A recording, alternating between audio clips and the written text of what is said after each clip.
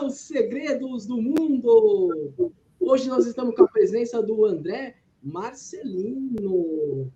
Antes de eu falar sobre o meu convidado, eu quero agradecer aqui o Pedro, o escritor, que falou de oncologia aqui comigo há alguns dias, tá? E no correio chegou. Eu ganhei 2 livros dele aqui. Tá? Ganhei o livro Adução, tá? Como vocês estão vendo aqui. Legal, né? Chegou no correio. O Pedro gravou comigo aqui, o escritor. E ganhei o livro Abdução. Ganhei também dele aí, ó. Ele do Pedro. O Pedro Lani. Tá? Quem quiser esse livro aqui, assiste lá no meu canal. Ele deu o e-mail, enfim. Tá? Bom, então, o nosso convidado aqui hoje é o André Marcelino. O assunto aqui é as naves áreas no manuscrito sagrado. Esse que é o assunto de hoje. André, tudo bem? Tudo bom, Eduardo? Boa noite a você, boa noite a todos aí. Vai ser uma live muito boa. Vamos falar sobre termos hebraicos e gregos nas escrituras sagradas e espero que o pessoal goste aí do nosso bate-papo aí. Antes da gente começar, eu vou falar aqui a formação do André. Um minutinho só para dividir a tela aqui. Um minutinho. Vamos lá. Bom, vocês estão vendo aí a formação do André. O André é professor de teologia, na formação de teólogo, é também pastor, consultor bíblico, juiz da paz, né? Como que fala essa parte? Paz, o que é o André? Para eu não falar. E diretor acadêmico da Faculdade de Teologia, de Duque de Caxias, né? Ele tem toda essa formação. Ele estudou a teologia hebraico, bíblico, grego, tudo sobre a Bíblia, essas traduções, né? O que significa? Não é verdade isso, André? É isso aí mesmo. Né? Deixa eu só cortar aqui. Cortando. Bom, antes de a gente começar a pesquisa, boa noite, pessoal, todo mundo aí. Boa noite, o Marcelo. É um prazer, se inscreve no meu canal. Chama os amigos aí, tá, Marcelo? O Itamar. Tudo bem? Se inscreva se gosta de assuntos de extraterrestre. Apesar que o canal tem outros temas também, espiritualidade, lazer, arqueologia, tá? Grande amigo Vlamir, tudo bem? É isso aí, o Vlamir tá aqui. Vamos com a presença também da Belmira Gomes, né? Um grande prazer, se inscreve no meu canal. Tem também assuntos de espiritualidade, interesse aí. Tá?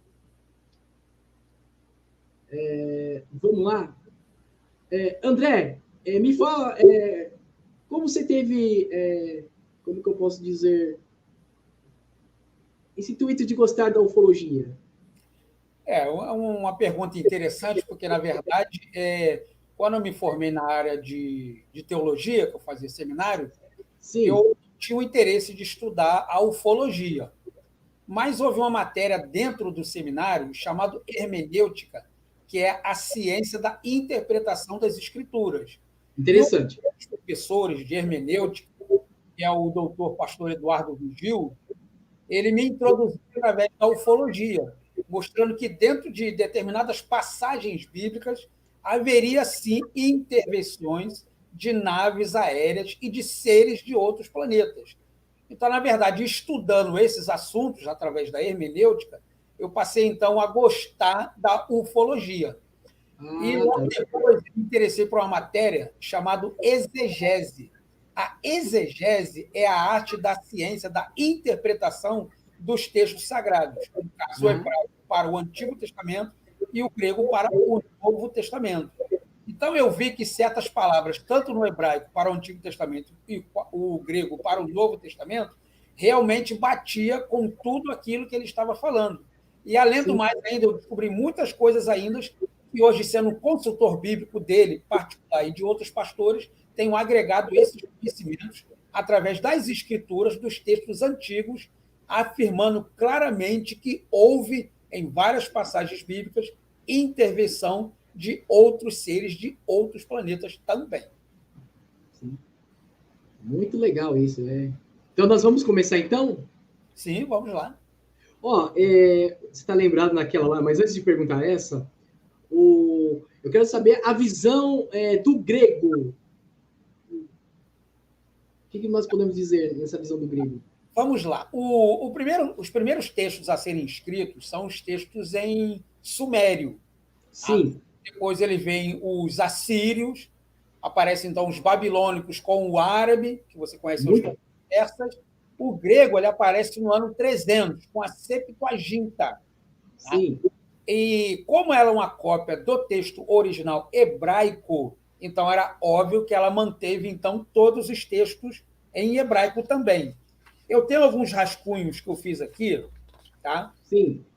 Que traz exatamente um texto muito interessante na questão do Antigo Testamento, que é exatamente o capítulo 1, versículo de número 1, que trata, então, da criação do mundo. Eu vou ler o texto em grego, farei a tradução e, então, logo após, farei essa observação para que todos possam entender. O texto grego diz assim, em arqueiepós roteós, tu hurano kaitenge, edege haoratos, kaiataskeuausto kaieskotos epano, tua bussa tu pneuma, teo epefereto epano tu ridatos. Traduzindo seria, no princípio fez Deus o céu e a terra, mas a terra era escura e trevas de escuridão e negra cobriam sobre o abismo. E um espírito de um Deus era levado rapidamente de um lado para o outro, velozmente sobre as águas. Legal. Aqui que a palavra teos, que quer dizer Deus, ela não é antecedida pelo artigo. Ela diz que houve um Deus, tá? E o que mais interessa aqui no texto é essa palavra epefereto. Essa palavra epefereto, ela é uma raiz do verbo fero, que quer dizer esvoaçar. Então, a palavra epefereto, dentro do tronco da gramática grega, ela diz um verbo, no caso, no imperfeito ativo. Ou seja, é algo se deslocando rapidamente de um lado para o outro sobre as águas, tirando, então, aquela má ideia de dizer que o Espírito de Deus estava parado sobre as águas. Mas, na verdade, não. Ele estava se deslocando de um lado para o outro velozmente. E aqui, logo no primeiro texto do livro de Gênesis, capítulo de número 1, que fala da criação da terra, o texto grego está relacionado aqui, então, a uma nave terrestre mesmo, sendo deslocada de um lado para o outro ali. Entendeu? Nossa, legal.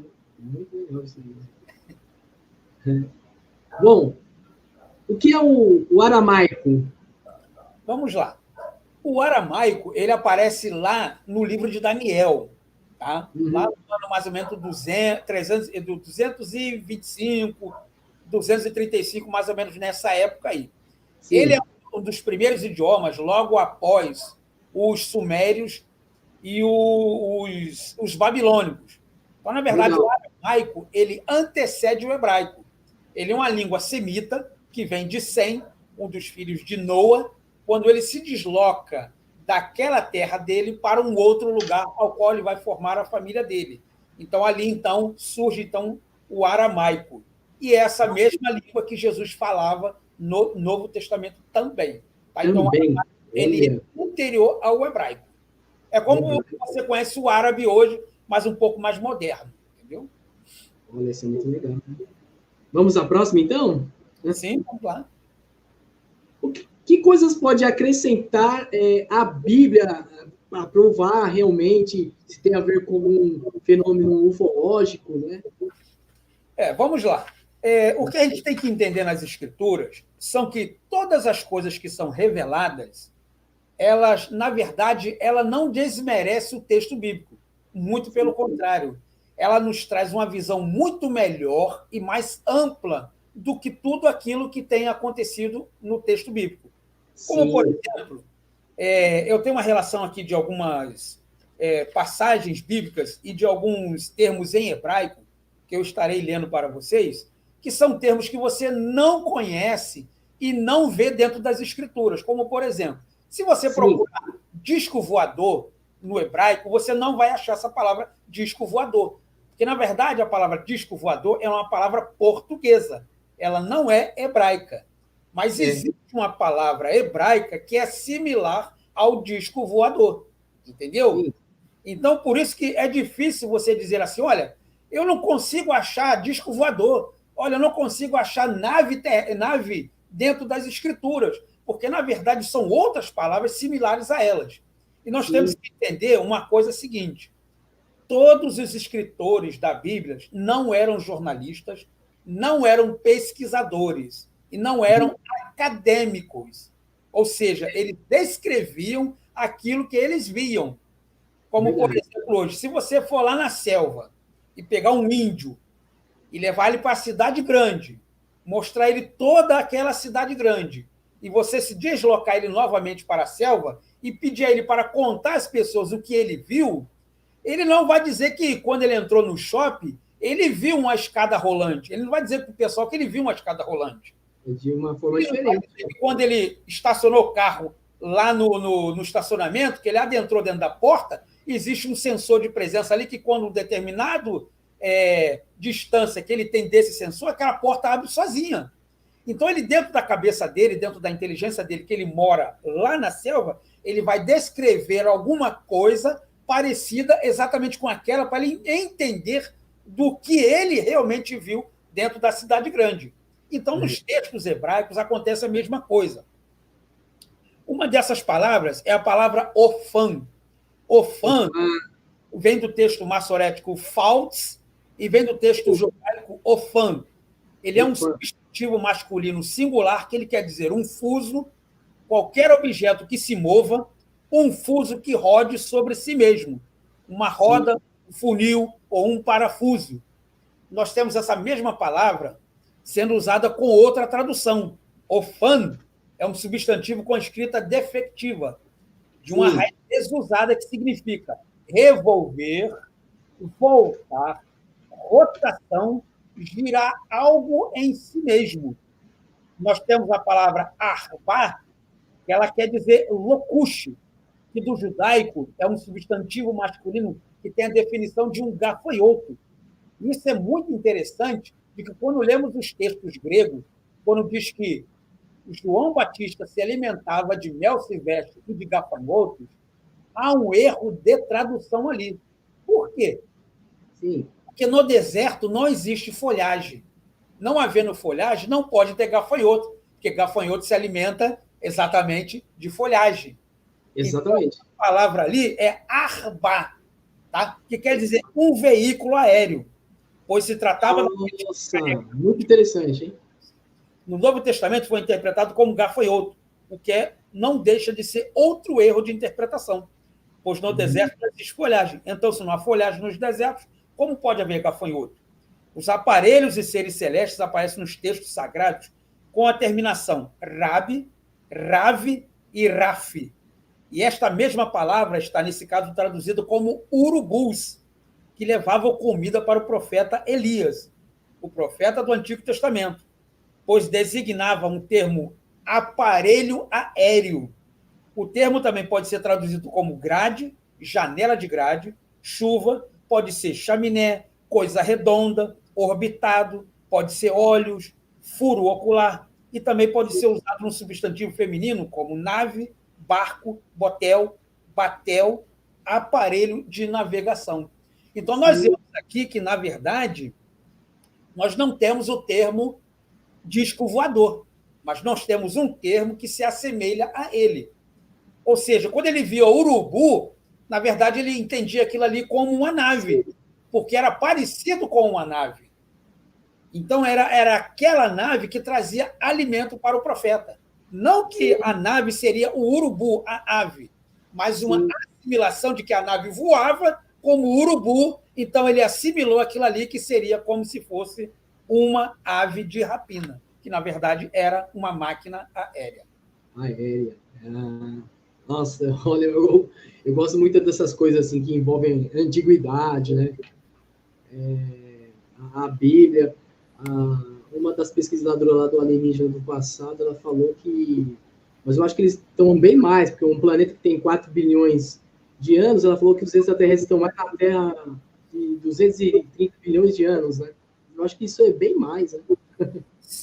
Nós temos intervenções bíblicas, na verdade, deixando bem claro também que eu sou pastor protestante, tá? Isso não me tira a minha salvação, não tira a minha comunhão com Deus, muito pelo contrário, me dá muito mais conhecimento de conhecer o Deus que eu sirvo, tá? Sou um camarada estruturalmente e fisicamente e psicologicamente atestado naquilo que eu estou dizendo, especialista na área de hebraico e grego, e isso não tira a minha fé, muito pelo contrário, ela aumentou muito mais ainda. Principalmente quando vemos lá nos textos de Gênesis, temos uma passagem muito interessante. Quando Deus fez a terra, ele diz que ele plantou um jardim. Olha que interessante. Quando ele diz que ele plantou um jardim, ele não diz que ele criou o jardim. Ele diz que ele plantou. Então, vamos agora raciocinar o texto agora dentro de uma exegese, ou seja, a ciência que interpreta os textos através do original. Se ele plantou, ele tem que ter uma semente.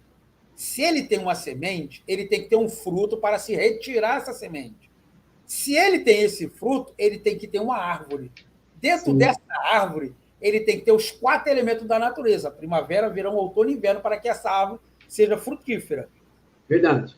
Precisa de 4 elementos da natureza: terra, fogo, ar e água. Então, se ele plantou esse jardim, então ele trouxe de algum lugar. Se ele trouxe de algum lugar, então o texto bíblico está me dizendo que existem outros planetas com outros seres.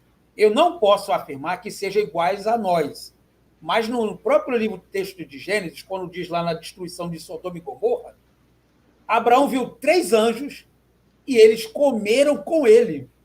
Abraão mandou que a esposa dele assasse uma comida e colocou diante deles e eles comeram, como se eles tivessem um Abraão, né? digestivo como nós, que eles estavam cansados, vamos dizer assim, que eles precisam se alimentar para recompor aquela energia que foi gasta. Isso você em vários textos. Você leu o livro de Elias, que diz que ele andou um dia inteiro, e ele ficou cansado, e eis que apareceu um anjo que tocou na rocha, e ele cozinhou uma comida para Elias e fez ele comer. Olha só que interessante. É como se ele tivesse tocado na rocha, aquela rocha tecnicamente virou um fogão a gás, vamos dizer assim, alguma coisa esquentou, ele assou essa comida e deu para o profeta ali. Então, na verdade, nós temos outros fenômenos ali, como Daniel mesmo diz, que a ciência depois ia se multiplicar. E se multiplicou mesmo. Quando esses 3 anjos aparecem para Abraão no livro de Gênesis, ele diz para a mulher dele: havendo vida, nesse mesmo tempo, voltaremos e Sara terá um filho. Olha que interessante. Por que ele dizia que tinha que voltar naquele mesmo tempo? Um ano depois, que era o mês da primavera. Mas só que há algo interessante ali que nós não percebemos. Ele diz que Sara terá um filho. Ele não disse que ela ficaria grávida e depois teria um filho. Então, na verdade, esses anjos, a minha ideia é o que o texto bíblico está provando. Há uma grande possibilidade deles terem extraído esperma de Abraão, ter retirado o óvulo dela. Por isso que o anjo diz: havendo vida, será que pode se fazer uma fecundação aqui ainda? Então, esse termo foi levado para um laboratório, gerado essa criança e apresentado para ela. Porque o texto não diz que ela ficou grávida. Ela disse que ela teria um filho. E foi exatamente o que aconteceu quando nasceu Isaac, que era o filho da promessa. Então, foi para ele apresentado o filho para ela. Entendi. Vamos lá, então, à próxima pergunta.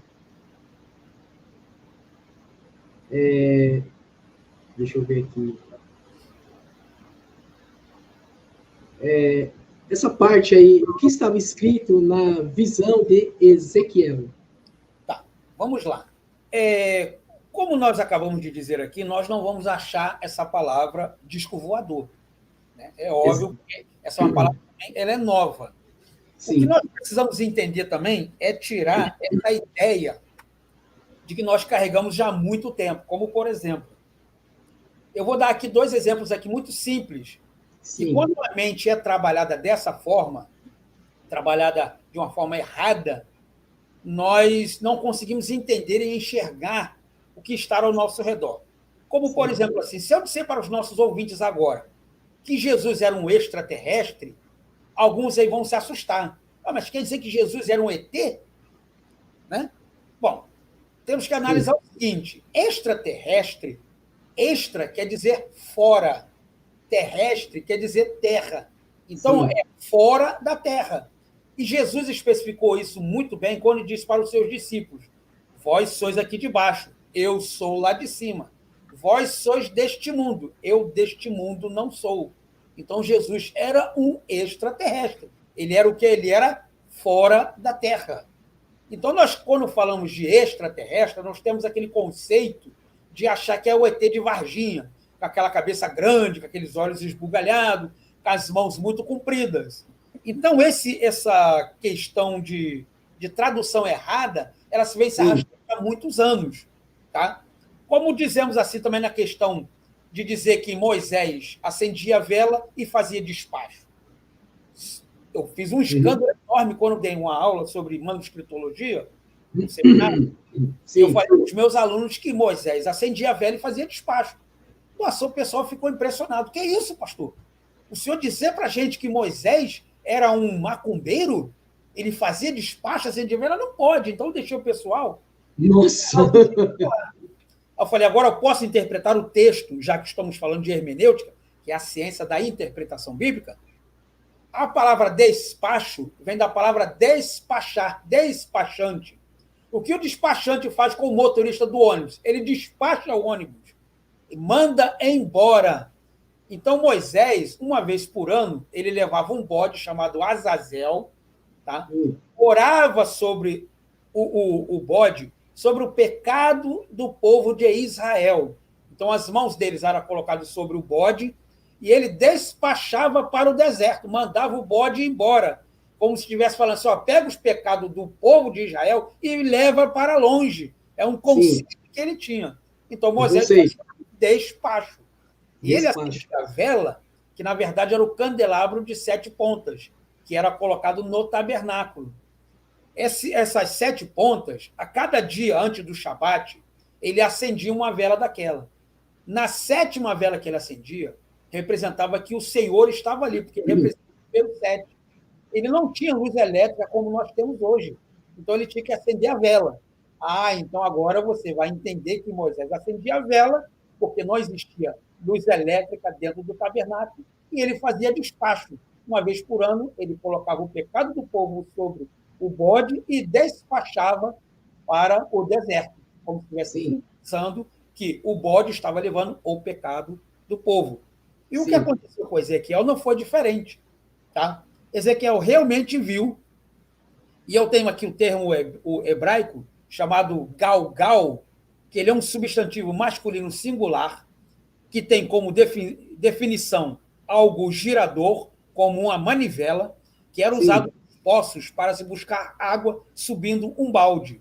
Um moinho Sim. de vento, aparelho acionado pelo vento, tortura ou sofrimento de um condenado, que é passado pelo girador, ou roda, ou círculo. O Qualquer círculo. espécie de aparelho que gira em movimento de rotação, girador ou circular, ou se gira em si mesmo. Nome esse que foi dado como rodas luminosas e giradouras, descrito pelo profeta Ezequiel no capítulo 10, versículo de número 13. Tá? Ele pode ser rodas de fogo, ardente como um fogo, pode ser chamas de fogo. Então, na verdade, ele associava as luzes que as naves emitiam e ele achava que aquilo ali era como se fosse um fogo. Ah, aquilo ali está parecendo um fogo. Assim como aconteceu com Moisés na sarça ardente. Uma luz iluminou por cima da sarça e ele entendeu que ela estava queimando, mas não se consumia. Era óbvio, porque aquilo ali era uma luz. Então, houve uma projeção holográfica sobre aquela plantação e ele entendeu que era como se fosse um fogo, porque há uma grande possibilidade dela ser de uma cor laranja ou amarela. Então, ele entendeu que a sarça estava pegando fogo, que na verdade não era. Era uma luz que estava sendo emitida sobre ele. E tem um assunto muito interessante também, que eu não posso deixar de falar, é que Sim, os seres sempre esteve entre nós. E eles sempre. continuam entre nós, e nós somos como se fosse uma matéria colocada dentro de alguma coisa para ser espionada por eles. Quer ver um exemplo disso dentro das Escrituras? Vamos lá.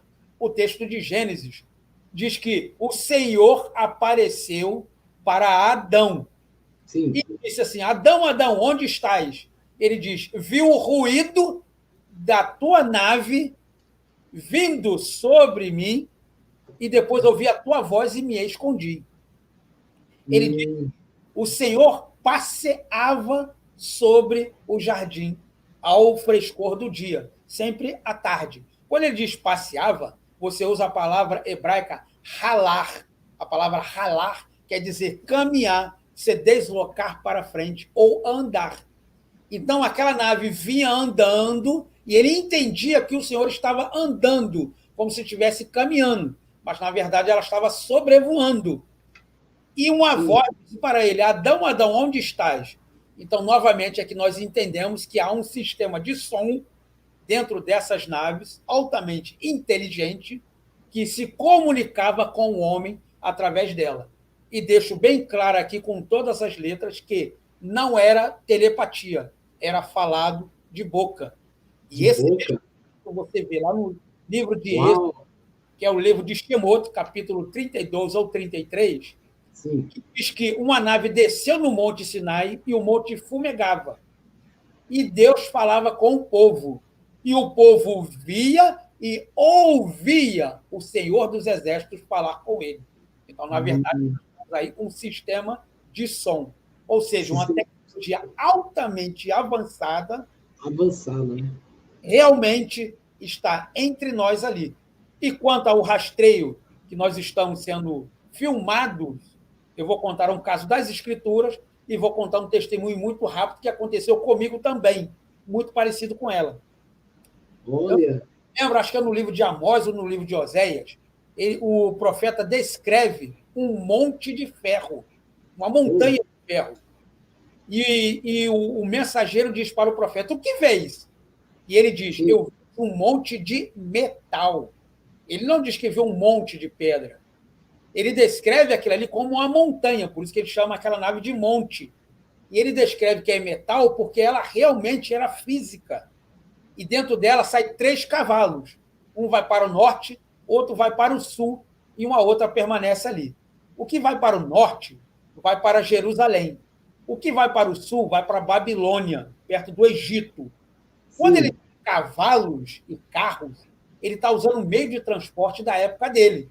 Então, ele está descrevendo que aquilo ali seja um meio de transporte, que aqueles seres caminhavam sobre os ares. Aquilo ali está parecendo uma carroça, né? Um cavalo, ele está trotando por cima de um cavalo. Eles não tinham noção naquela época, não Ele tinha. tem aquela noção. Porque era uma época que não existia helicóptero, não existia avião, então eles falavam isso. Sim, sim, O transporte mais próximo é o quê? A carruagem, exatamente. carroça, né? Enfim, eles não tinham noção mesmo. Ufológico, não tinha essa gente. Exatamente. E 2 delas, uma vai para o norte, outra vai para o sul. Um vai para Jerusalém e a outra vai para a Babilônia. Depois elas voltam e sabe o que elas falam para o outro ser que estava ali esperando? Eis que a terra repousa em paz. E aqueles 3 cavalos entraram novamente dentro daquele monte de ferro e foram embora. É como se ele dissesse assim: olha, nós vistoriamos a terra, está tudo em paz, agora vamos lá para cima, vamos passar o relatório para dizer que está tudo bem. Ou isso seja, aí dá a impressão que é uma nave mãe que saem os objetos menores dentro dessa nave, né? Exatamente, é isso aí. Exatamente. Coisa com Adão, certo? E tem vários textos aí que eu posso mencionar aí. Que sempre a tardinha Deus vinha conversar com Adão para ver se estava tudo bem, se estava faltando alguma coisa, ou seja, preocupado com a sua própria criação. E o meu testemunho foi que, na verdade, eu estava saindo do trabalho, eu trabalhava das 14 às 22 da noite, e eu desci do ônibus. Olha, lá vem a história ufológica, vamos ver. É isso aí. Esse aí é um caso meu mesmo verdadeiro, tá? Eu desci do ônibus, desci no ponto ali que eu tinha que pegar um outro ônibus para me deslocar para a minha casa. Sim. E eu olhei para o meu lado esquerdo, tinha 3 luzes muito próximas. Eu acho que deveria estar uns 10 metros ou menos de distância. E Sim. essas luzes estavam uma em cima da outra, eram 3, como se fosse aquele farol daquele Fusca, aquele farol redondo, muito Sim. nítida. Ou seja, eles estavam me acompanhando e me vigiando ali. Então, quando o meu ônibus veio, eu adentrei dentro do ônibus, passei na roleta e Sim. fui para trás no banco para olhar. E elas já não estavam mais ali. Ou seja, elas estavam me perseguindo, como se estivesse me guardando, e como se, no sentido de dizer, agora ele está dentro do ônibus, está sendo conduzido para a casa dele, agora vamos embora. Então, tinha 3 daquelas, exatamente eu vi, como se fosse um farol de Fusca, aquele farol redondo, uma em cima da outra, assim, me filmando muito perto, como se estivesse ali, me guardando ali. Entendeu? Olha, tem pessoas que já ouvi falar que já passou por essas situações aí. A gente sabe que é aquele pessoal que gosta de ufologia. Interessante. Bom, a próxima pergunta o que fala o Êxodo, principalmente naquela situação de um fenômeno celeste? Sim, vamos lá. O êxodo, né? O êxodo é uma palavra latina que quer dizer saída ou pulo. Tá? Na verdade, êxodo. Acho que eu falei certo. Ou pulo, se deslocar de um lado para o outro. E essa é uma palavra latina, ela não é hebraica. A palavra hebraica é Shemot. Shemot quer dizer os nomes. Então, Deus agora começa a separar o seu povo para trazer os nomes. E olha quem está aqui, olha quem está aqui, olha que está aqui, olha ele aqui, Eduardo Vigil, o grande pesquisador na Bíblia da ufologia, grande prazer, graças a Deus que você está bem, né? Saiu com a alta no hospital, um grande prazer, ele fez 2 gravações aqui comigo, pode continuar, André, é isso aí. Então, e não, nós temos aqui, não sei se dá para o pessoal ver direito aqui, esse aqui é um papiro escrito em cópita antiga, chamado papiro Ipuer. Tá? Sim. Ele foi achado em 2016. Ok? Ele está descrevendo aqui, sabe o quê? A saída do povo de Israel do Egito. Do Egito, certo. Isso. Tá? Ele foi preservado, ok? E foi traduzido agora. Ele descreve uma coisa muito interessante. O copista, existe uma diferença entre copista e escriba. Tá? Escriba é uma palavra grega que vem da palavra escrivão, aquele que escreve. Ok? E o copista era o camarada que trabalhava dentro do Palácio Real. Era a pessoa que fazia os documentos e registrava. É como se você conhecesse hoje um cartório. Você faz um determinado documento, você registra no cartório para a posteridade ele ficar ali registrado. Então, esse copista narra a história de um Deus dos hebreus que destruiu através da ciência. Tá? Eu tenho ele traduzido, está também no meu canal, Escravando as Escrituras. Eu fiz um vídeo exclusivamente sobre ele, que diz que um Deus dos hebreus, usando a ciência, ele acabou desafiando os deuses egípcios através da sua ciência altamente tecnológica. Como assim? Vamos citar algumas pragas, não vamos citar todas, né, para o vídeo não ficar muito estendido. A maioria dessas pragas há uma inteligência tão nítida que você vê que cada praga era relacionada a um deus egípcio, para humilhar o deus egípcio, e cada uma delas trazia uma sequência de outras. Por exemplo, a praga do rio. O deus Osíris, que é o deus do Nilo, ele foi contaminado com sangue. Contaminado com sangue, na verdade, você não tem mais oxigênio, então os peixes acabam morrendo, certo? Eles dependem da água. Mas os animais anfíbios, que no caso seriam os jacarés e os sapos, eles migraram da água e tentaram viver na terra. Como não acharam o alimento, eles acabaram morrendo. Acabando morrendo, eles ficaram o quê? Putrificados, apodreceram. Quando se apodrece algum animal, acontece o quê? Um enxame de moscas. E nesse enxame de moscas, Então, sucessivamente, vai acontecendo uma coisa atrás da outra. Quando acontece o enxame de mosca, vem o quê? Os gafanhotos. Os gafanhotos não têm mais folhagem, então o que acontece? Os gafanhotos vão comer insetos. E assim sucessivamente vai acontecendo uma coisa atrás da outra. E esse copista aqui, ele é fantástico, que ele traz com detalhes exatamente o que Deus fez através da ciência dentro do Egito. Sim. E como nós falamos de ciência, sim, tudo isso aqui foi relatado somente no Egito. Não houve essas pragas no mundo inteiro. É como se Deus direcionasse os gafanhotos somente para estragar a folhagem do Egito. É como se ele contaminasse as águas somente do Egito, não do planeta todo. Então, havia uma ciência, como há uma ciência também altamente tecnológica. E outros textos nós vamos ver também na questão do profeta Elias, que quando ele sai de uma determinada cidade com seus homens, ele se sente cansado e precisa beber água. Só que quando ele vai para o rio, aquela água se torna impura para ele. Ele vê um mensageiro dizer para ele: pega um punhado de sal e lança sobre as águas, e elas ficarão puras. Então ele pega um punhado de sal, lança sobre as águas e elas ficam puras. É o que nós conhecemos hoje como pHD de água.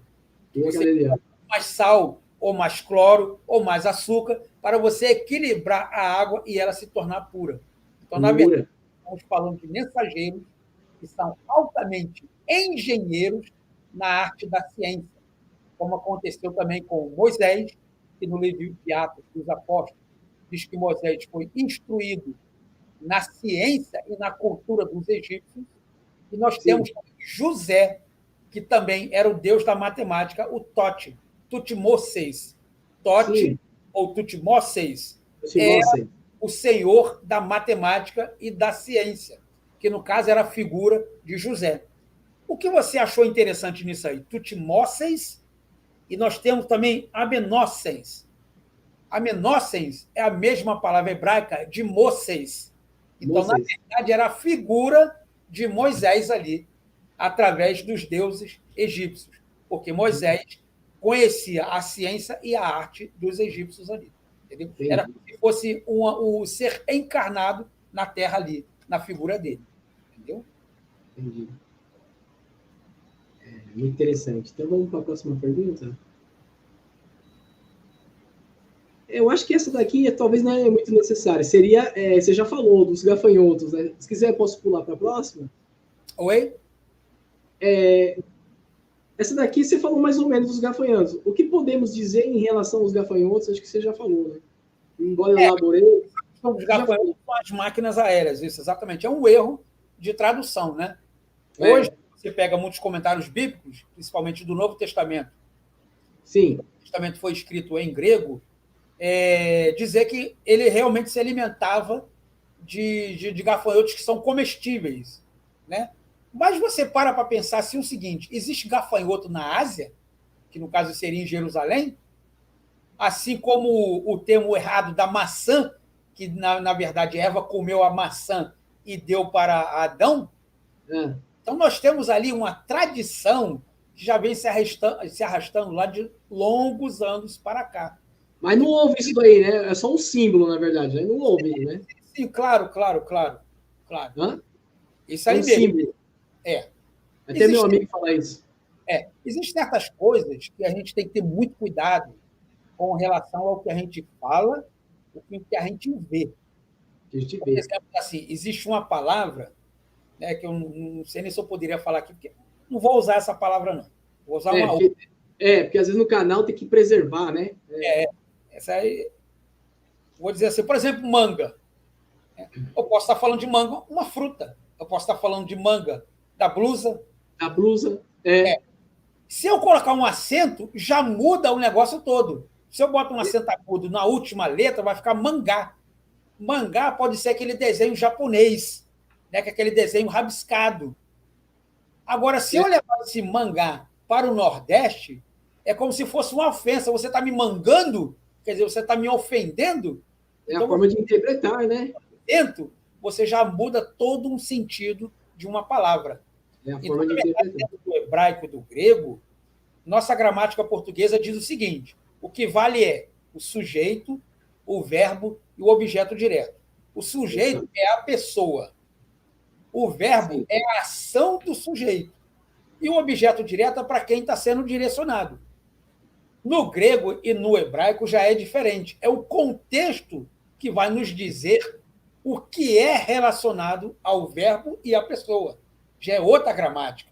Então, na verdade, você trazer um conceito lá de fora para nós, nos dias de hoje, isso aí é muito preocupante. Porque certas palavras foram escritas para a época deles e para nós somos diferentes. Como, por exemplo, assim, você vê o texto lá de Apocalipse, capítulo de número 4. E ele Sim. diz assim: e eis que olhei para trás e vi uma porta aberta no céu. Essa palavra aberta egnomisen, ela pode ser o aoristo, que é uma ação no passado concluída. Como uma ação no passado concluída? Eu falei, eu olhei, eu comi, eu andei. Então, é uma ação no passado concluída. Essa mesma palavra ela pode ser usada no verbo imperfeito, que também Sim. é uma ação no passado, mas ela é continuada. Ou seja, eu estava falando, eu estava comendo, eu estava andando. Então, é uma ação no passado, mas continuada. Ah, tá. O texto bíblico diz que, quando João olhou para trás, ele viu uma porta aberta. Não, ele viu uma porta que estava se abrindo nos céus. Por que ele diz que estava se abrindo? Porque ele identificou que era uma porta. Era algo que ele podia se deslocar da onde ele estava para dentro da nave. Então, na verdade, Sim. ela não estava aberta, ela estava se abrindo. E ele ouviu uma voz, novamente o sistema de som. E a voz me dizia: vem para cá, e eu te mostrarei as coisas que brevemente irão acontecer. Isso está no livro de Apocalipse. Agora, algo interessante que todo mundo diz que João foi arrebatado no Espírito. Essa palavra arrebatar, também é bom deixar claro que ela não existe no hebraico nem no grego. Como o Apocalipse foi escrito no grego, nós falamos do Novo Testamento, a palavra ali ela tem dois sentidos. A primeira dela é egeire, que é levantar, e depois ela foi corrigida para estasis. A palavra egeire quer dizer levantar, mas muitos copistas posteriores viu que essa palavra estava errada. Por quê? Porque a palavra estasis é no estado de êxtase, ou seja, você não tem um domínio sobre ela, é como se fosse um sequestro. Então, na verdade, a palavra arrebatamento é um sequestro, onde Deus vinha, pegava João e levava ele para dentro da nave, assim como aconteceu com Ezequiel, que diz que a mão do Senhor estava sobre Ezequiel, ou seja, algo Ezequiel. pegou ele e levou. É, Como é que eu provo para você de que ele foi no corpo físico e não foi no espírito? Eu aprendi muito dentro da na igreja. sua visão, tem essas imagens da carruagem, ele indo assim. Você acha que aquilo foi uma abdução? Sim, com certeza. Eu ia falar sobre isso agora Uma mesmo. abdução, Eu ia falar sobre isso agora mesmo. sim. Porque no capítulo 10, no versículo 4, ele diz que viu 4 trovões trovejarem. E ele ia escrever, mas uma voz disse para ele: o que vês, não escreva, mas sela com 7 selos. Uma pergunta que eu faço para vocês, para os ouvintes também que estão nos ouvindo: espírito escreve? Então, na verdade, ele foi físico, levado físico, de corpo, alma e espírito. É que quando Igual. eles falam assim, eu acho que era alguma coisa meio telepático, né, gente? Não, ele foi levado fisicamente mesmo, porque ele disse. Não, na voz, na sua visão da voz. Não, na voz foi falado mesmo, ele ouviu, porque ele diz Ele que ouviu ouviu, a voz, ouviu os 4 trovões trovejarem, ele ouviu, ele não é ouviu. telepatia, ele ouviu Ah, no tá. céu mesmo, e ele Ah, ia. entendi outra coisa. Disfarça. Quando a Bíblia diz que viu os trovões trovejarem, na verdade os trovões falaram. Porque a palavra fone vem de fonética, tá? Sim. Pode ser um fone, como um fone de ouvido, que você está ouvindo. Pode ser fone, pode ser de fonética, como uma voz. Então, ela tem várias interpretações. Então, um clarinete ou vamos dizer assim, um trombone, ele emite um som. E se você analisar bem, você já viu como é o formato daquelas, daquelas Sim. cornetas antigas? Sim. Ela é fina, depois ela começa a abrir, não é verdade? Abrir. Isso, muito bem. Se você lembrar daquele aparelho antigo que aquele inventor Graham Bell fez, Sim. da primeira máquina que reproduzia um som, ela tem aquela boca aberta também. Ou seja, o Sim. som que saía do disco, ela é emitida por aquele som. Então, na verdade, nós estamos falando de um equipamento de som ao qual um Deus físico assentado dentro de um trono, em cima de um trono, tendo controles em volta dele, ele pegava o microfone e falava com as pessoas, assim como nós estamos falando aqui. Nós estamos. Nossa, olha a visão deles na época, meu Deus. É Entendeu? coisa de outro mundo, né? Era físico mesmo. É Tanto é que ele óbvio. não queria escrever. Mas ouviu uma voz, ouviu a coisa, ouviu uma voz dizendo: o que você viste, não a escreva, mas sela com 7 selos. Mas o que é mais interessante é isso aí. Aonde ele arrumou papel e caneta para poder escrever. É. Na verdade, se ele disse que ele ia escrever, ele estava no corpo físico e não estava no espírito. E não era uma visão também.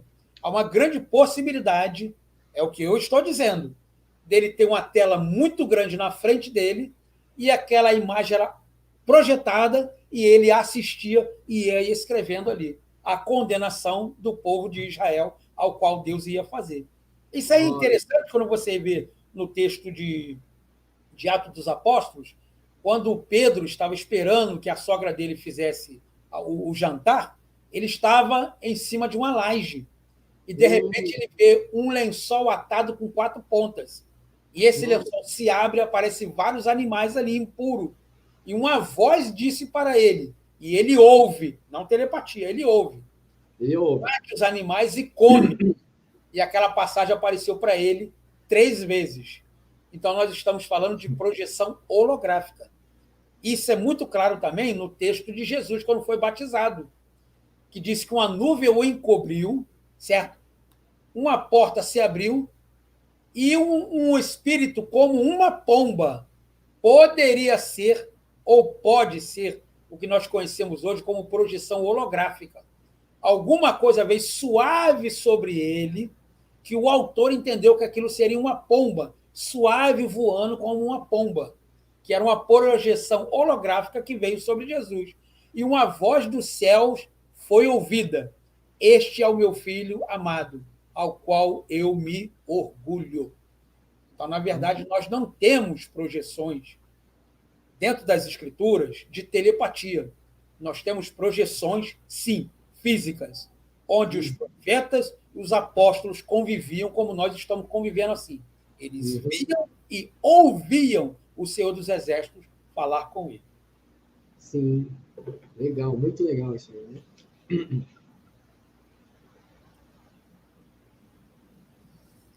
Se alguém tiver uma pergunta também, pode falar, não tem problema não, tá? Você quer as perguntas antes das minhas? Você que sabe.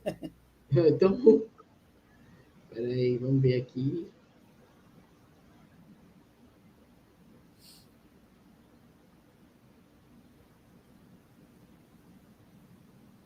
Enquanto você está vendo aí, nós temos também um caso muito interessante. Claro que não é esse caso aqui. Nós temos máquinas também aéreas que já foram demonstradas pela ufologia que ela tem um poder de se deslocar dentro das águas ou sair das águas. O chamado OSNI. E é um fato interessante que muitos falam do profeta Jonas, que, na verdade, ele foi engolido por uma nave dessa, que, na verdade, não é. Porque o texto bíblico diz que, quando ele foi engolido pela essa grande baleia, tá? Em 3 dias, né? Quem que vive em 3 dias? É estranha essa história, né? Dentro de uma boca de uma... Vamos chegar lá, vamos chegar lá. Vamos chegar, porque é estranho, né? Como é que uma pessoa vai viver 3 dias dentro da boca de um animal? Vou mostrar para você que pode sim. Que pode? Sim. Pode, vou mostrar para você. Caso real. Caso real. Tá? Ele diz que algas se enrolaram sobre a sua cabeça. Nave não pode ter alga, certo? E já foi falado também que existem muitas baleias que da parte da garganta dela é tão pequena que não pode dar a passagem de um ser humano. Só que nós temos aí um outro erro de interpretação. Tá? Sim. Quantos tipos de baleias existem no mundo? Existem milhares e milhares. Umas maiores, outras menores. E nós temos um caso aqui do livro Mistérios de um baleeiro que foi engolido por uma baleia. Você sabia disso? Não. Engolido por uma baleia. Olha a história, isso foi caso real mesmo, registrado. Ele diz assim, ó, o caso de James Barclay Marujo, que trabalhava a bordo de um baleeiro Estrela do Leste, é uma resposta convincente ao que ainda duvidam do texto bíblico relativo ao profeta Jonas. De acordo com os registros do almirante britânico, em fevereiro de 1891, Barclay deixou o navio juntamente com outros membros da tripulação e tomou a chalupa durante uma caça à baleia. O mar estava encampelado, ou seja, estava muito agitado. O arpoador fez um disparo, a baleia mergulhou e, de repente, voltou à superfície sobre a sua chalupa, despedaçando-a e espalhando os tripulantes sobre a água. Todos os marujos foram resgatados, menos Barclay. A baleia morreu e o seu corpo foi seccionado, ou seja, foi cortado em pedaços. Ao abrir a barriga do animal, apareceram um pé e uma perna. Barclay foi retirado do estômago da baleia, vivo ainda, mas inconsciente. Inconsciente. Cobrou a consciência, porém ficou sem poder falar por várias semanas. Lembrava-se de poucas coisas além da abertura da mandíbula, enormes, e de ter escorregado para dentro de um tubo comprido dentro da direção do estômago da baleia, onde permaneceu por 15 horas e, conforme atesta a declaração assinada pelo médico de bordo e por todos os outros tripulantes. A visão de Barclay ficou afetada por esta experiência e sua pele permaneceu na sua cor normal. Passou o resto de seus dias em terra e morreu com a idade de 39 anos. Está aí um caso registrado, fiel, legítimo, de dizer que realmente existe um Jonas do século XX. Nossa! Não tenho a possibilidade de que existem naves que façam esses mergulhos, não tenho dúvida nenhuma. Mas Mas essa história do Jonas, você acha que não tem nada a ver, então, com um fenômeno? Não, talvez, então? Não, porque, na verdade, ele descreve que algas foram enroladas sobre o seu pescoço. Então, naves não podem ter algas. Então, há uma grande possibilidade da baleia ter descido, aberto a sua boca e ter comido o que tivesse dentro da frente. E é uma grande possibilidade dela ter engolido algas, peixes e alguma coisa. E há uma grande possibilidade também, pode ser, eu não sou médico, de que Jonas se alimentou desses peixes também para poder sobreviver. Para ficar 3 dias sem comer nada, fica um pouco complicado de associar isso ao tempo que ele ficou lá. Entendeu? Tá. Mas parece... eu vi uma pessoa da ufologia falando que o Jonas... Não sei se foi ele realmente daquela parte do batismo, que eu não vou lembrar como que era essa história, né? Que tem a ver com o batismo, quando cai, né? Não entendi. Tem alguma coisa que fala que ele sobre as nuvens, alguma coisa assim? É que eu não estou muito bem lembrado. Lembrar assim na hora é complicado. É que falou na palestra, agora para eu lembrar... Bom, deixa... Vamos seguir as outras coisas. Vamos seguir as outras coisas aí. Sim. Bom, os discos voadores, estava escrito alguma coisa em relação... Sim. Nós temos um caso interessante, né, da Estrela de Belém. Né, disse que Não, inclusive o Vlamir fez essa pergunta aí, eu ia também fazer, Vlamir. Né? Boa. A Estrela de Belém. Então vamos lá, será que seria mesmo uma estrela? Bom, vamos partir então pela ciência, depois vamos partir para a ufologia, e então falaremos sobre o que o termo grego realmente fala sobre essa estrela. Parte da astrologia. Vamos lá. Diz que a estrela mais perto de nós ela está a 4 anos-luz da Terra. 4 anos-luz. Se você pegar uma nave, que é altamente impossível, viajar na velocidade da luz, porque ela está a 4 anos-luz, viajar na velocidade da luz durante 4 anos, imagine aonde a dimensão, estou falando em questão de comprimento, Sim. aonde você vai chegar nessa dimensão. Seria impossível essa estrela, com 4 anos-luz de distância da Terra, entrar dentro Sim. da nossa atmosfera. Totalmente impossível isso. Tá? Então, nós falamos aí da questão da ciência. Agora vamos partir para a questão da ufologia. Sim. O texto bíblico diz que magos olharam para o Oriente, no caso para Jerusalém, e viu uma estrela e ela ia adiante deles e se posicionou no lugar aonde a criança repousava, que no caso seria Jesus.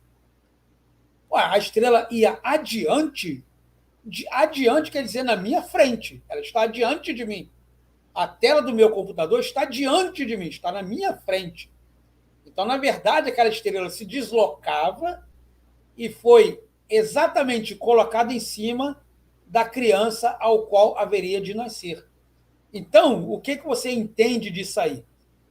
Há uma grande possibilidade de ser uma nave pequena ou uma sonda que era luminosa, que eles entenderam que aquilo seria uma estrela. Por quê? Porque ela é luminosa. Eles não tinham ideia de que aquilo era uma nave.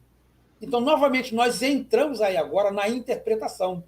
Porque a estrela não se movimenta. O que movimenta é a rotação da Terra. Essa estrela se movimentava. Então, hoje você entende, e só cortando um assunto aqui agora, dando uma pausa rápida, quando nós falamos de escrituras sagradas, todo mundo tem a mania de dizer toda escritura é inspirada por Deus, ela não pode conter erros. Está certo, ela não contém erros. Não contém erros. Mas quando fala de comunicação escrita, nós vimos homens inspirados, houve uma inspiração deles. Não quer dizer que Deus mandou escrever aquilo ali. Uma inspiração deles, eles associaram aquele fenômeno àquilo que eles viram. Então, eles escreveram. E uma coisa interessante, quando você lê o livro de Marcos, que é o primeiro evangelho a ser escrito, Marcos é escrito entre o ano 55 e o ano 57 depois de Cristo. Depois de Cristo. Se Jesus morreu, vamos dizer assim, no ano 33, para 57, 33 para 57 dá 24 anos, não é isso? São 24 anos que depois da morte dele, que Marcos vai começar a escrever. Mas será que ele descreveu exatamente aquilo que ele viu há 24 anos atrás? Ou ele foi testemunha disso? Então, na verdade, pela inspiração divina, ele começa agora a colocar no papel. Mas não quer dizer que seria exatamente aquilo ali que aconteceu. Então, quando nós falamos que uma estrela ia adiante deles, movimentando, nós poderemos dizer que seria ou uma nave menor ou uma sonda. Que eles entenderam que aquilo seria uma estrela. Só que, na verdade, ela se movimentava, estava adiante deles, ou seja, estava dentro da nossa atmosfera e ela era altamente inteligente, porque ela se deteve exatamente no lugar ao qual a criança, no caso Jesus, estaria ali repousando. Ou seja, ela guiou os magos até onde a criança estava. E isso é interessante, que esses magos, quando nós falamos de magos, nós falamos de feiticeiro. Os camaradas eram magos. Não. Na verdade, o texto grego ali, magóis, quer dizer especialistas em astrologia. Se você pegar o texto de Daniel, já haveria falado desse Messias que haveria aparecer. É o chefe desse pessoal que estudava a astrologia. Então, uma grande possibilidade, desde a época de Daniel, esperando que essa estrela aparecesse para ele confrontar com os textos que eles tinham e falar, não, realmente é aquela ali que nós estamos esperando. E ela foi guiando eles até onde a criança estava e realmente foi o que aconteceu ali. É uma tecnologia altamente científica, inteligente e que não muda a nossa fé. Muito pelo contrário. Não muda a nossa fé. Ainda dizendo que todos nós somos vigiados, todos nós, vamos dizer assim, na gíria, estamos no mesmo barco e não somos diferentes de ninguém. Entendeu? Nós somos monitorados 24 horas por dia. Ou seja, você vive realmente um Big Brother. Existe um Deus altamente inteligente que criou o homem, colocou ele sobre a terra e está sendo vigiado. E educado 24 horas por dia. Por dia. Você quer as perguntas depois ou nós podemos... Estamos chegando aqui 1 hora de canal. É importante vocês mandarem o link para os colegas. Oi, André? Pode continuar, pode continuar. É importante você mandar o link para os colegas. No exato momento, com a presença aqui do André Marcelino, falando coisas que aconteceram na Bíblia. Enfim. Aqui o Itamar Borges, pode ser que foge um pouco dessa parte ufológica. Nós vemos muito de se falar sobre a criação do homem, a semelhança de Deus. Então, somos a forma comparável tanto da arquitetura como a da aparência? Sim, uma boa pergunta que merece uma resposta também muito boa. Vamos lá. Uhum. Há uma grande possibilidade, e isso aí, o autor do livro de Gênesis, ele declara uma coisa interessante. Quando Abraão estava sentado ali na sua casa descansando, aparecem 3 homens que vão na direção dele. Então, ele corre diante de um deles, se ajoelha, prestando reverência, e diz assim: se eu achei graça aos teus olhos, que não passe da minha face, sem que repouse sobre ela e descanse os vossos pés. E ele diz assim: que seja feita a sua vontade. Então, ele vai lá dentro, pede à esposa para preparar uma comida para eles. Então, ele pede ao servo dele que mate um bezerro bem gordo e ele pega essa comida e traz diante deles. Você notou algo assim interessante? Ele diz que ele se ajoelhou diante de um deles, prestou reverência. Os outros 2 ele não prestou. O texto bíblico está dizendo que ele se ajoelhou diante de um deles e prestou referência. Isso aí, se você levar lá para o Novo Testamento, você vai ver Jesus dizendo uma coisa interessante. Abraão viu os meus dias e muito se alegrou. Como é que ele fez isso? Exatamente como acontece hoje, quando você vê aquele filme daquele ator Arnold Schwarzenegger, no filme O Exterminador do Futuro, que, na verdade, o T-1000, representado pelo ator Schwarzenegger, ele sai do futuro, vai para o passado, para destruir o Connor, que, na verdade, no futuro, ele vai destruir as máquinas. Então, ele se desloca no tempo e volta ali no passado para destruir ele. Exatamente o que aconteceu com Jesus. Quando ele diz ali que Abraão viu os meus dias e muito se alegrou. É como se ele dissesse assim: Abraão, está vendo eu aqui agora? É como eu serei lá no futuro agora, libertando o povo de Israel das mãos dos romanos. Então, se deslocou no tempo, saiu do futuro, veio para o passado com 32 anos, certo? Se apresentou como o mensageiro do Senhor, certo? E se deslocou novamente lá para o seu tempo. Porque, na verdade, o tempo para nós ele não existe. Nós é que deslocamos o tempo porque o tempo gira.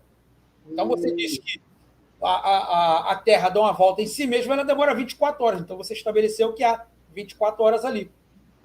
Ela demora 365 dias, 6 horas e alguns minutos para dar uma volta completa no céu. Então, você estabelece que aquilo ali foi 1 ano. Então, na verdade, o tempo para nós não existe. Ele existe porque você está preso dentro de uma realidade de tempo. Mas o tempo é um só. Ele não tem espaço. O ontem, o hoje e amanhã é o mesmo de agora. Por isso que Jesus fez esse deslocamento do futuro, voltando ao passado agora, se apresentando para Abraão e dizer lá na frente para ele: Abraão viu os meus dias e muito se alegrou. Quando você lê o texto bíblico dizendo assim: façamos o homem a nossa imagem conforme a nossa semelhança e domine ele sobre os peixes do mar, sobre as aves do céu e sobre todas as aves e sobre todo réptil que anda sobre a terra e será sobre eles como alimento, ele está dizendo para os seres criados dele. Porque lá no último verso do capítulo de número 2, se não me falha a memória agora, ele está dizendo assim: depois que Deus ter criado os céus e a terra e todos os seus exércitos, ele cessou a sua obra. Olha que coisa interessante. Ele diz que ele criou os céus e a terra e os seus exércitos. Então, os exércitos do Senhor, que nós conhecemos hoje como os anjos, como ETs, como mensageiros, não importa como você veja, eles foram testemunhas oculares e nós fomos para ele como um palco. Ou seja, eles estão nos vendo, nos vigiando e nós somos semelhantes a eles. Porque Abraão viu os 3 homens ali e deu comida para eles.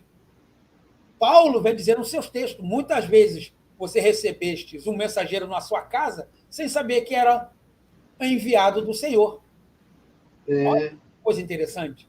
Então, na verdade, nós estamos falando de seres como nós, provavelmente não tem sangue, como nós temos, ele vive numa outra realidade, tem pele, tem olhos, tem ouvidos, e somos parecidos como ele. Quando você diz, façamos o homem a nossa imagem, conforme a nossa semelhança, Deus está relacionado a si mesmo e aos seus anjos criados ali. E todos eles concordam e diz que serão feitos dessa forma.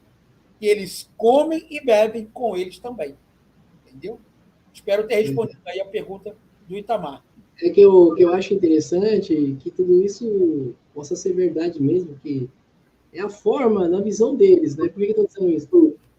Eu não vi a carta do Cristóvão Colombo, mas realmente ele fala mais ou menos o objeto que saiu do mar. Né? A forma que ele escreveu lá a carta, na época, prova isso, né? Do Cristóvão Colombo. Ah, sim, tá. Já é a idade moderna, né? Não vai entrar a Bíblia, né? Na verdade, quando você fala... Quer ver uma coisa interessante? A mente humana ela é muito fotográfica. Realmente você não grava um lugar ou uma pessoa, mas se você abrir a sua mente, você olha assim, caramba, acho que eu já passei por ali. Vê uma coisa interessante, no próprio texto de Jonas mesmo. Diz que quando Jonas foi levado ao barco, Deus tinha falado ele antes para ele ir para uma determinada cidade e ele, então, falar das promessas Sim. e das coisas que Deus queria fazer com aquele povo. Ele rejeitou e foi para um outro lugar. Ele fugiu, na verdade. Fugiu. Aí, então, houve um grande levante sobre aquelas águas ali e Jonas estava dormindo, muito tranquilo, porque ele sabia que o Jeová de Deus estava fazendo aquele fenômeno. E um daqueles homens ficou assustado e ele falou assim, olha, isso está acontecendo aí porque eu estou aqui. Me lança sobre as águas que elas se acalmarão. Então ele foi lançado sobre as águas. Aí houve esse fenômeno, exatamente da baleia pegar ele e levá-lo. Quando os homens embarcam na determinada cidade, que eu não digo que é coincidência, mas que Jonas foi lançado sobre ela ali, ele aparece agora pregando exatamente aquilo que Deus tinha falado. E a Bíblia diz que muitos deles, até os senhores daquela terra, entenderam e deram ouvido a Jonas. E fizeram uma estátua chamada Dagon, que vem do semítico Dag, que quer dizer peixe, e Gon, que quer dizer homem. Dagon quer dizer homem-peixe. Então, eles associaram, então, as palavras de Jonas, acreditando no que ele falava, porque ele saiu das águas como os deuses dele, chamado Dagon. Então, eles entenderam que Jonas era o Dagon, porque ele estava saindo das águas. Então, quando falamos de que Cristóvão Colombo escreveu uma carta aí, relacionando de que o contexto, né? Vamos dizer o texto, o contexto de Jonas, que seria realmente uma nave, ele entendeu que ela saía das águas como a baleia. Então, na verdade, ele associou a nave com a baleia, porque o que vive dentro das águas é a baleia. E por isso que diz que um grande monstro, alguns textos dizem um grande monstro, outros dizem uma grande baleia. Então, há uma incógnita ali. Será que realmente era um animal muito grande ou era uma nave terrestre? Só que no texto bíblico diz que realmente era uma baleia. Por quê? porque ele diz que ele foi envolto sobre algas no seu pescoço. Isso está lá no verso 8 ou no verso 9 do texto dele. Então, na verdade, ali era uma baleia, sim, que levou o Jonas. E contamos aqui, então, o caso daquele baleeiro ali, que, na verdade, também foi como o Jonas do século XX. Entendeu? Então, na verdade, Esse, nesse caso, era... mas você não lembra a raça da baleia que engoliu ele, né? Olha, eu não tenho como dizer para você. Porque, na verdade, Diz que a Jubarte diz que é agressiva também, né? porque é aquilo que eu falei para Aquela, você, como é que chama? Aquela que tem uma cabeça redonda? É cacho alguma coisa, eu não me lembro hoje. é a minha área também, não. É. Porque, na verdade, os textos, quando lemos os textos bíblicos, nós voltamos àquela questão dos escritores, né? Eles É. não eram jornalistas. Eles escreveram ao seu bel prazer, assim, e que você entenda como ficou esse tipo de linguajar dele. Pô, como, por exemplo, assim, farmácia. Há alguns anos atrás se escrevia com PH. O PH tinha um som de F. Hoje, farmácia se escreve com F, não se escreve mais com PH. Tem coisa Mudança, que muda, né? entendeu? Eu tenho uma Bíblia aqui em português de 1681, Sim. que ela usa a consoante F como um som de S. Ela fala Jefus em vez de falar Jesus. Ela fala Ceo em vez de falar céu. Então, Hum, bem arcaico, bem a entendeu? carta. Aí houve essas mudanças todinha. É como você falou da questão das baleias. Se você pegar o texto bíblico, no original grego ou no hebraico, ele vai dizer grandes animais marinhos ou grandes animais selvagens. Assim Sim. como se fala das ervas. Né? Ervas, ele está falando o quê? Está falando de todas as ervas que existem no mundo. Não está Sim. especificando somente uma. Quando ele fala de animais selvagens, novamente aqui nós podemos falar de dinossauros também. Tá? Porque quando ele diz de animais grandes e selvagens, os dinossauros também eram animais grandes e selvagens. Ele faz um coletivo dentro da literatura. Ele não classifica quem são, mas ele faz um coletivo. Eram grandes e eram selvagens. Nós, Selvagem. seres humanos, através da biologia e da ciência, nós classificamos como mamíferos, anfíbios, aquáticos, répteis, etc, etc. Mas nos contextos antigos, ele era colocado como coletivamente animais grandes e selvagens. É. Nós que fazemos essa separação aí. Uhum. Acho que é melhor partir para essas perguntas aqui para depois ir para as perguntas do pessoal, né? Pessoal, vocês aguardem aí, daqui a pouco, pode ter certeza, vou fazer as perguntas de vocês daqui a pouco. Deixa eu só terminar essas que foi o combinado nosso aqui. Né? Bom, o que está escrito no papiro antigo? Nós falamos exatamente sobre ele aí, da Sim. questão que esse papiro ele foi achado em Saqqara, em Mênfis. Né? O acontecimento foi no Ramsés. Tá? Ramsés também era um faraó do Egito.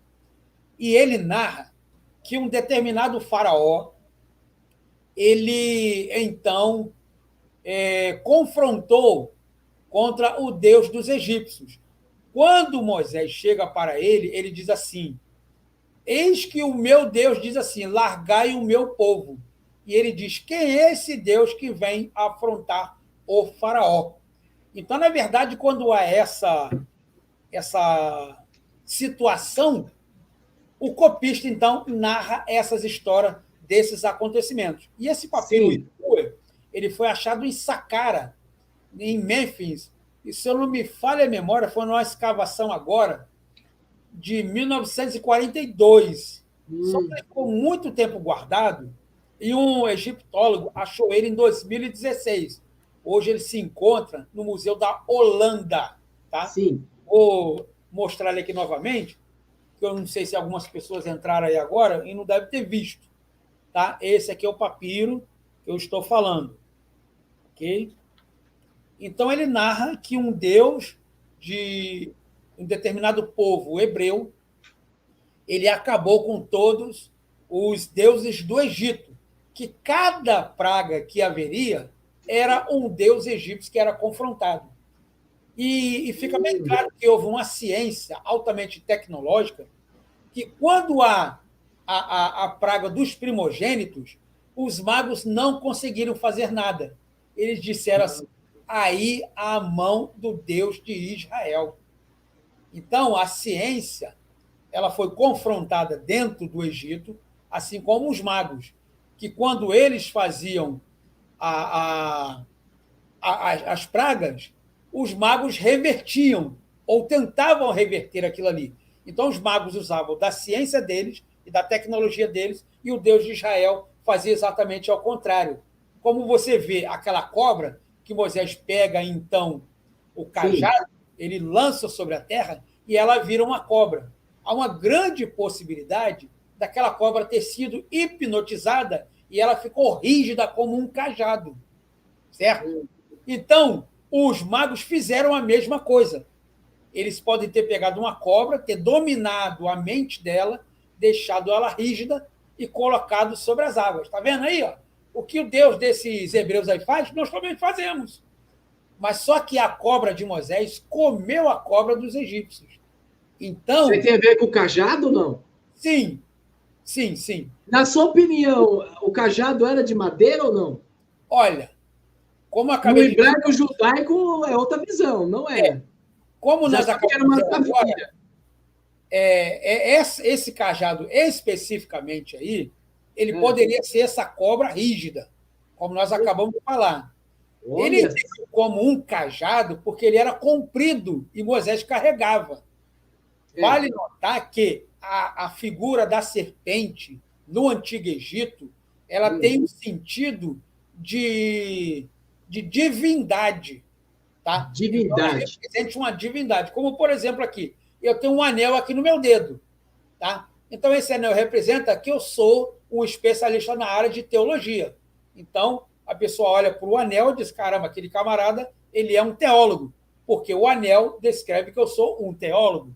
Então, na verdade, no Antigo Egito, a figura então dessa serpente representava que ele seria uma divindade ou uma pessoa de respeito. Tá? Então, uma grande possibilidade desse cajado ser, então, uma cobra já rígida, especificamente para fazer essa situação aí.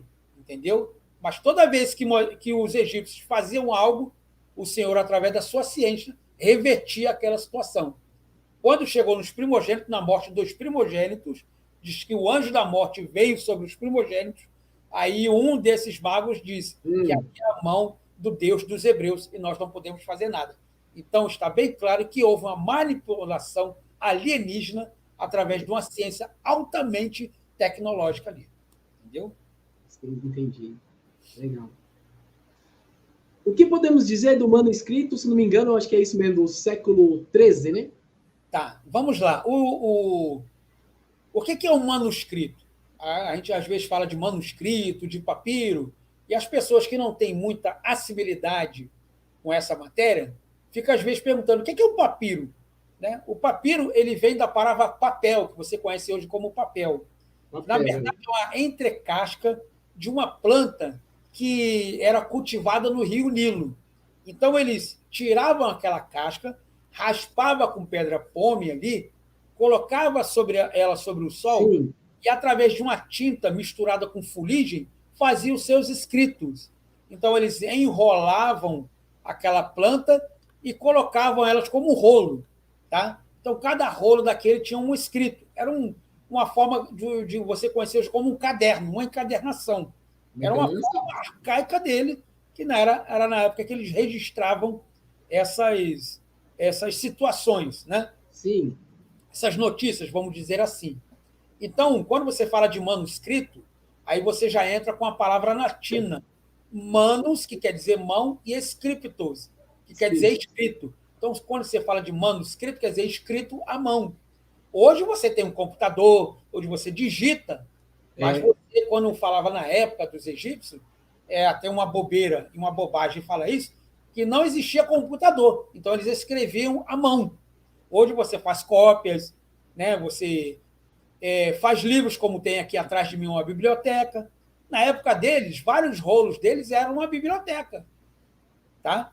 Então, quando você fala de manuscrito, esses manuscritos que aparecem em 1200, 1300, como foi feita a sua pergunta aí, é uma coisa muito interessante, que esses manuscritos achados no deserto da Judéia, Sim. eles foram achados por um beduíno, graças a Deus por isso. O menino estava apacentando umas ovelhas, é uma história muito interessante, e uma delas se desgarrou. Sim. E ele ouviu ela gritando, berrando, né? Desesperada. Então ele, com medo de entrar na caverna, ele pegou uma pedra e lançou sobre aquela caverna para poder espantar a cabra dele. E ele ouviu um barulho como se fosse de um jarro quebrando. Então, na verdade, ele com a tocha, ele entrou lá dentro, ele viu vários jarros com esses pergaminhos guardados dentro desses jarros, feitos de papel. Ele achou aquilo ali muito interessante, chegou, pegou, tentou levar para o mercador. O mercador não achou muito interessante comprar aquilo ali, um monte de pedaço de papel ali. Sim. Quando ele levou para um outro mercador, o mercador achou aquilo interessante e pagou a ele o que é equivalente hoje a $25. Seria mais ou menos aí 125 a R$ 130 na nossa moeda hoje.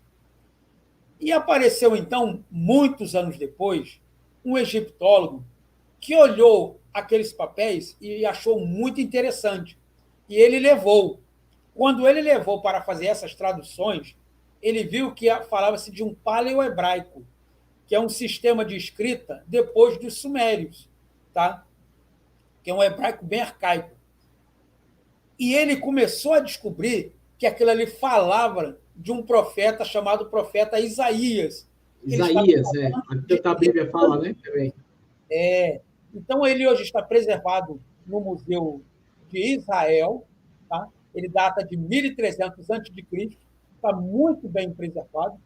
E o que foi interessante é que ele é um papiro inteiro. Todo o livro de Isaías está sobre ele ali. Alguns outros são fragmentos.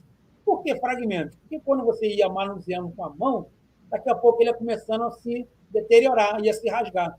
Eles não tinham aquela concepção de falar assim, olha, eu vou fazer um estudo aqui no meu computador e vou fazer um backup. O que é um backup? Você faz uma cópia e coloca no pendrive. Você vai guardar ele, porque se o computador der ruim, você já tem aquela cópia no pendrive. Então, eles não faziam aquilo ali. Isso aí é posterior a muitos anos, lá no primeiro século, quando eles começam a fazer através das cópias manuscritas. Quando eles viam que o papiro e a tinta já estavam se deteriorando, eles começaram a escrever para preservar essas cópias aí. Então, as cópias aparecem, então, logo no primeiro século depois de Cristo ali. A anterior a ela, somente aqueles papéis. Bom, assim, o som, ele tá bom, mas às vezes acontece de ele abafar um pouco. Você tá perto do microfone, André? Sim, estou perto aqui, estou perto. Deixa eu chegar mais perto dele aqui. Eu acho que é isso. Porque, assim, é um áudio muito bom o seu. Acho que agora ele para de ficar oscilando, né? Para. Às vezes pode ser o ar-condicionado também que eu liguei aqui, pode estar dando alguma interferência. Deixa eu desligar ele aqui. Uhum. Pronto. Vamos lá. O que é papiro Ipuyer? Eu acho que é isso que eu falei certo. Né? Acho que eu falei certo. Papiro Ipuyer é esse papiro que nós acabamos de falar, que foi encontrado lá em Saqqara, em Mênfis, né, que hoje ele se encontra preservado no Museu da Holanda. E o que é interessante é que, através da manuscritologia, especialistas descobriram que esse papiro data do ano 1300. Olha. O Êxodo, há uma grande possibilidade, como já foi mostrado hoje, que o Êxodo data entre o ano 1280 a 1260 a.C., ou seja, bem próximo ali ao ano 1300, que foi esse papiro aí, é o papiro Ipuwer. E que é interessante que nós olhamos ele aqui. Sim. Tem algumas Deixa eu fechar a imagem aqui para todo mundo ver direitinho. Com as partes que estão meio apagadas, tá? Sim. Isso dá a entender que ele possa ter sido reescrito novamente ali, ou ele pode ter sido corrigido. Corrigido. Tá? Pelo que deu a entender ali que a folha já estava começando a se apagar pela tinta, então o outro copista escreveu por cima dele. Nós chamamos isso em grego de palimpsestos, que são duas palavras que palim quer dizer de novo, e psiestos, que quer dizer É reescrito novamente, desculpa. Reescrito novamente, né? Reescrito novamente. Ou seja, quando uma palavra ela não tinha mais sentido, então, como o pergaminho já era muito caro e era escasso, ele raspava o texto e escrevia por cima novamente para preservar o texto para a posteridade. Né? Que, na verdade, nós sabemos que o êxodo realmente existiu, que houve intervenções de naves alienígenas através desse papiro que realmente foi preservado. Porque se nós não tivéssemos ele, nós não saberíamos dessa notícia hoje aí tão maravilhosa que foi apresentado hoje no século XXI. Né? Parece que tem algumas provas, agora não sei se exatamente está guardado no Vaticano, que até os romanos viram alguma coisa ali perto de Coliseu, né? Tem umas coisas assim, né? Pela palestra, eu vi, né? Dizendo nas palestras. É bom você ter falado do Vaticano, né? Que me lembrou de uma coisa interessante. Eu tenho um manuscrito aqui colocado numa moldura, naquele está aqui na parede, daquele é o Códice Vaticano. Códice Vaticano porque ele se encontra na Biblioteca do Vaticano. Sim. E é interessante para o pessoal entender disso aí também, que eu ganhei desse exegeta, ele é americano, Bart de Ehrman, que ele também é especialista na área do Novo Testamento. Então ele mandou para mim, eu imprimi e coloquei numa moldura. Por que eu coloquei ele numa moldura?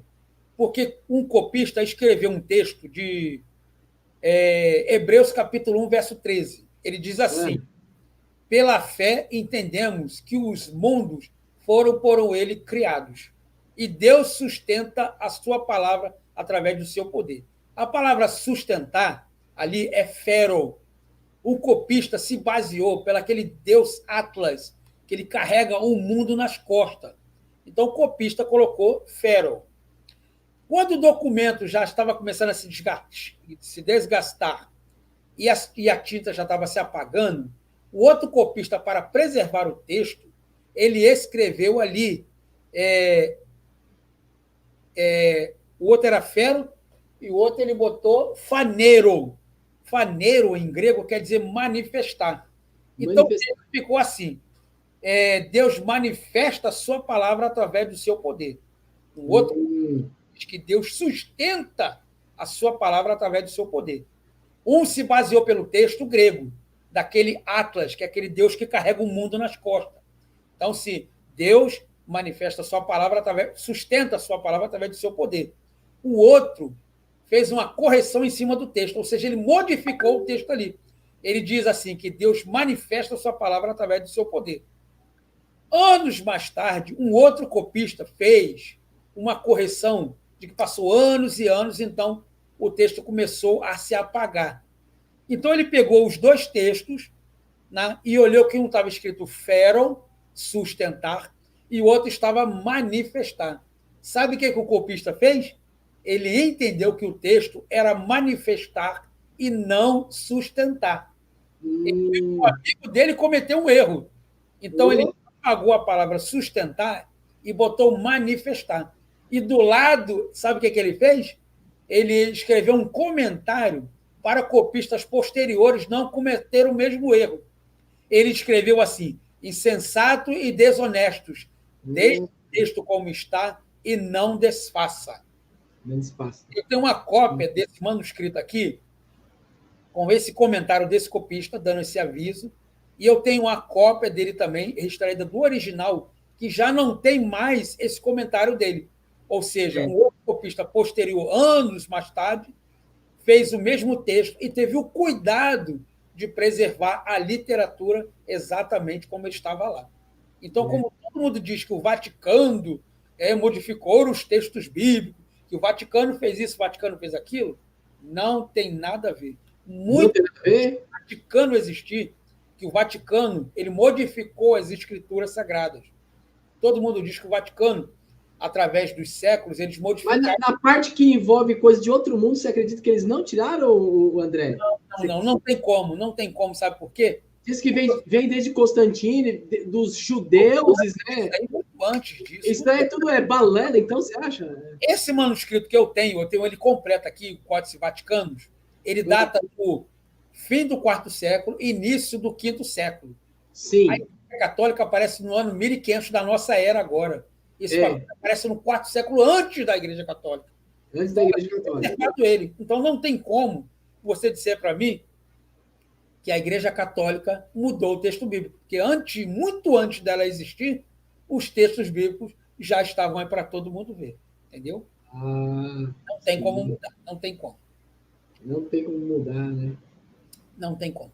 Esse papiro já existe já há muitos séculos, muito antes dela existir. E hoje ele é preservado pela Biblioteca do Vaticano. Eu tenho um facsímile dele aqui completo, entendeu?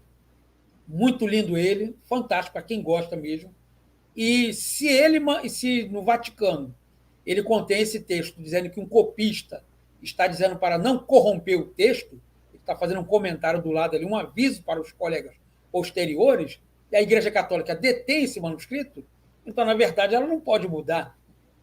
Se ela está sendo informada de que o texto tem que ser preservado exatamente como está ali. Entendeu? Não tem como mudar. Então, o do papiro Ipuy, eu lhe respondi que ele está no Museu da Holanda, certo? Que ele foi preservado, que data do ano 1300 aí, e o êxito data mais ou menos de 1260 a 1280, uma diferença aí de 40 a 60 anos antes dele aparecer. Tá? E só deixando bem claro, o êxodo aconteceu em Ramsés, Sucote de Ramsés. Esse papiro foi achado em Saqqara. Saqqara fica do lado leste do Egito. Ramsés, Sucote de Ramsés fica do lado oposto, do lado oeste.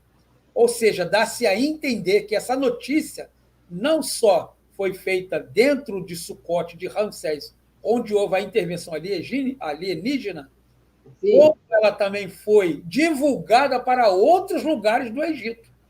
Como se estivesse dizendo assim, olha, o Deus dos hebreus realmente humilhou os deuses do Egito.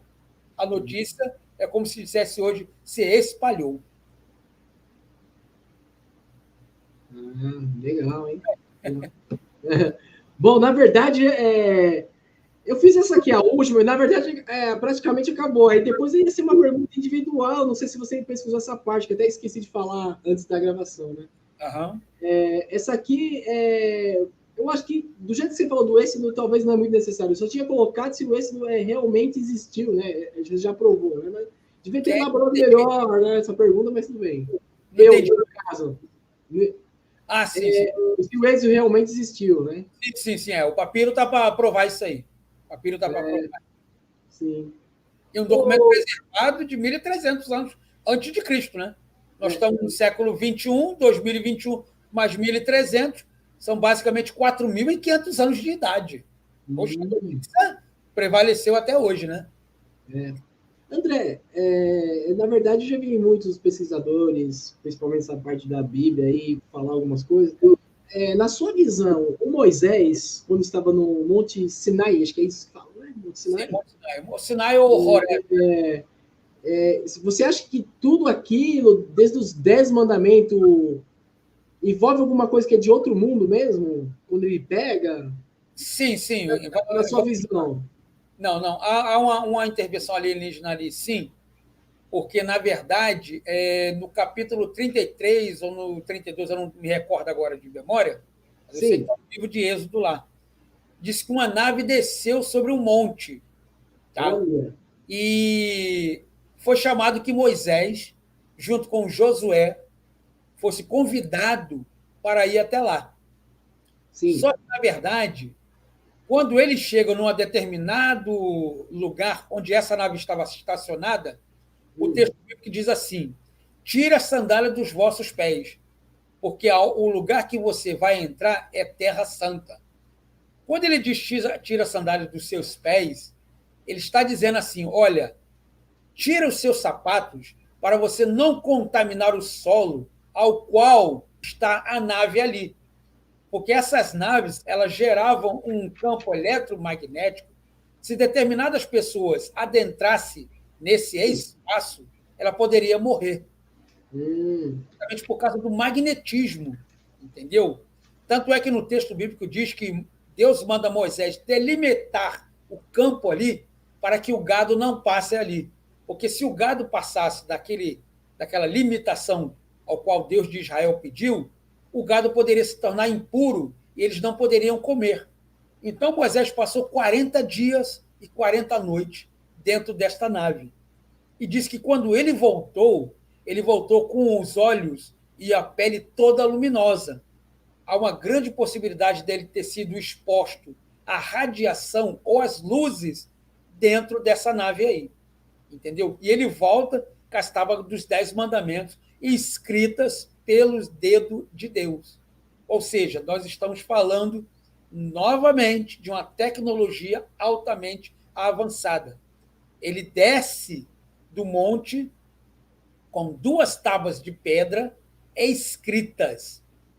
Da onde Deus arrumou pedra? Lá nos céus. E ele arrumou papel, vamos dizer assim, usar na nossa linguagem de hoje, papel e caneta para poder escrever nessas pedras. Ou ele usou alguma talhadeira com marreta para fazer isso. Então está bem claro que nós estamos falando de seres altamente tecnológicos, onde o que eles querem, eles têm. E o que eles querem fazer, eles fazem também. Eles manipulam e não manipulam. Isso está bem claro que quando Moisés tem um primeiro contato com Deus, lá no Monte Sinai, ele fala assim, olha, como é que eu vou dizer para o povo quem é o Deus de Israel, se ninguém lhe conhece?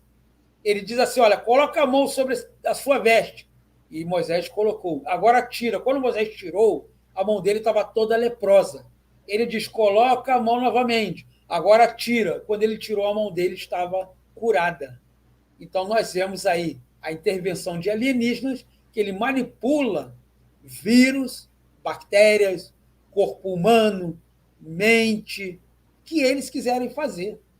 Nós achamos que nós somos os altos graus acadêmicos, mas nós não olhamos para o céu e vemos que nós somos a semelhança dele, somos a imagem dele, ou seja, nós somos a cópia. Eles são o original. Eles detêm o que é o original. Nós somos a cópia. A cópia nunca ficará igual ao original. Sempre vai ter um defeito ali. A cópia é a raiz.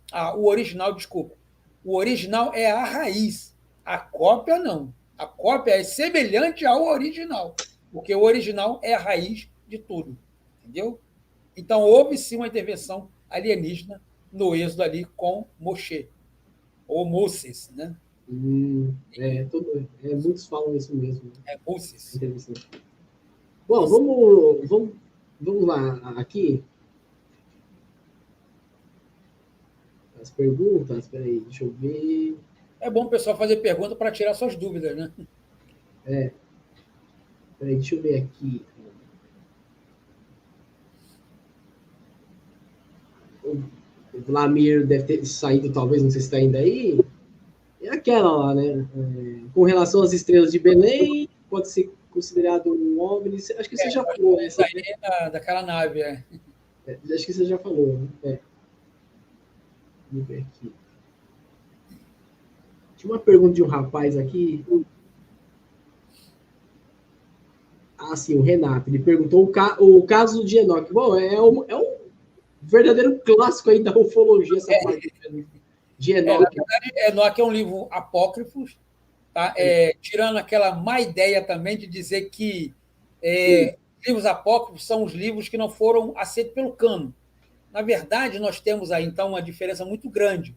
Nós temos os livros protestantes, tá? Nós temos os livros recebidos.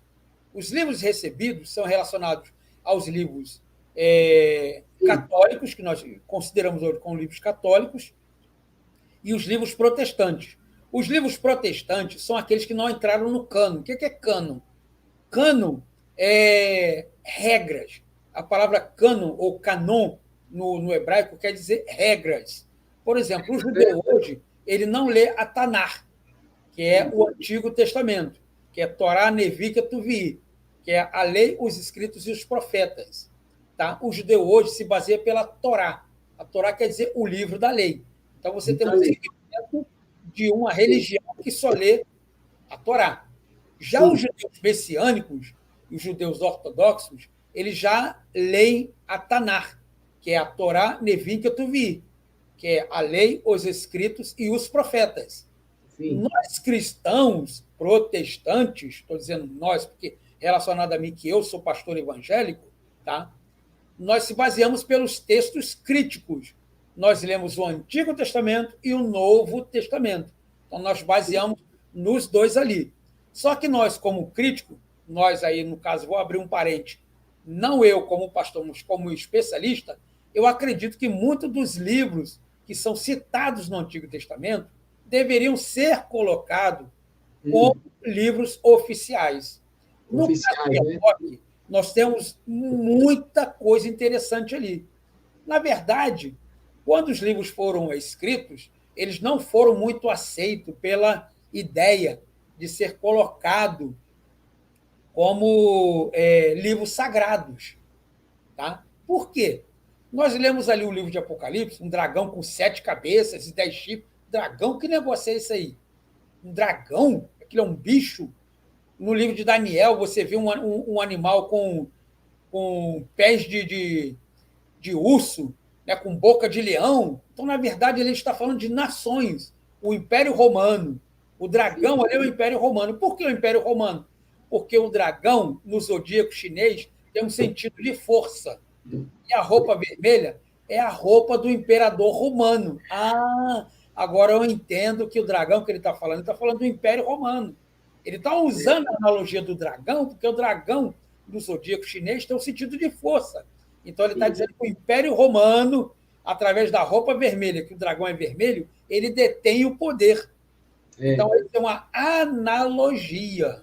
Analogia. Isso. E só lembrando que o livro de Enoque também é um livro muito ufológico, porque ele diz que ele foi levado num redemoinho, que era exatamente o que aquelas naves faziam, a agitação das rodas, como nós falamos aqui no texto em hebraico. E parece que ele. Parece que tem algumas escritas em prova que ele ficou há muito tempo falando com esses seres, desde criança também, né? Isso, isso. Nós temos uma palavra hebraica aqui chamada Soor, ou do texto judaico Sa'arar, que é um texto feminino que quer dizer tufão. Ele está descrito no livro de Isaías, capítulo 4, verso de número 6, que ele diz: roda, moinho de torvelinho, qualquer espécie de corpo que faça rotação em termos de si mesmo. Designação que a Bíblia dá a entender que era uma máquina aérea que era sustentada pela rotação de si mesmo, ao qual o profeta Elias foi conduzido rumo a outros mundos. Esse acontecimento está escrito no livro de 2 Reis, capítulo 2, verso 11, e nela também viajava o Deus dos Hebreus, do qual de dentro da nave falava com o seu povo através de um sistema de som vindo do seu trono. Olha que coisa interessante aí.